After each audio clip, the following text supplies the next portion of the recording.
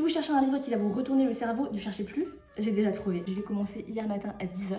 À 20h, il était déjà terminé. C'est-à-dire que je ne me suis levée de mon canapé que pour m'alimenter. Le livre est sorti en avril de cette année et l'actrice Anna Thaouï aurait déjà acheté les droits pour l'adapter en film. C'est juste pour que vous mesuriez l'ampleur du phénomène. On revient maintenant sur le récit. Yesteryear, c'est l'histoire de l'ascension fulgurante puis de la descente aux enfers d'une influenceuse tradwife américaine. Oui, je sais, ça sonne déjà extrêmement croustillant. J'ai été extrêmement surprise par la complexité et par la nuance que l'autrice arrivait à apporter à son personnage. C'est-à-dire que le personnage de Nathalie, qui est aussi la narratrice, m'a vraiment complètement subjuguée. On parle d'une femme qui est issue d'un milieu extrêmement conservateur et qui va réussir à transformer ça, à transformer ses valeurs, son mode de vie qu'elle défend pour en faire un levier de pouvoir. Mais comme c'est exactement le cas aujourd'hui avec des influenceuses bien réelles, Lara Smith, Ballerina Farm, la seule chose que je reproche à ce livre, c'est sa fin.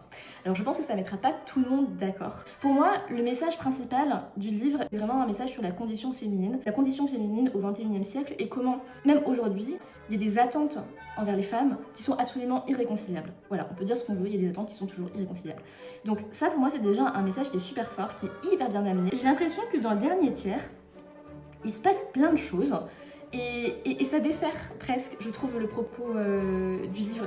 Voilà, je peux pas vous en dire plus parce que sinon je vais vous spoiler. Et pour les personnes qui l'ont lu, ça m'intéresse vraiment d'avoir votre avis. Ça n'enlève rien au fait que c'est un excellent livre. Alors je sais que cette vidéo va causer énormément de déception parce que le livre n'est pas encore disponible en France. Je sais même pas s'il y a une date de prévue pour une sortie avec une traduction en français. Pour moi, si vous avez un anglais conversationnel, si vous avez déjà l'habitude de lire par exemple des articles ou même de consommer des contenus sur les réseaux sociaux en anglais, vous pouvez vous lancer dans cette lecture. Le vocabulaire est vraiment pas compliqué, la langue est très contemporaine, assez simple. Si jamais vous avez la possibilité de mettre la main dessus, mais juste foncez, pour moi c'est un parfait livre pour l'été, pour la plage, donc allez-y.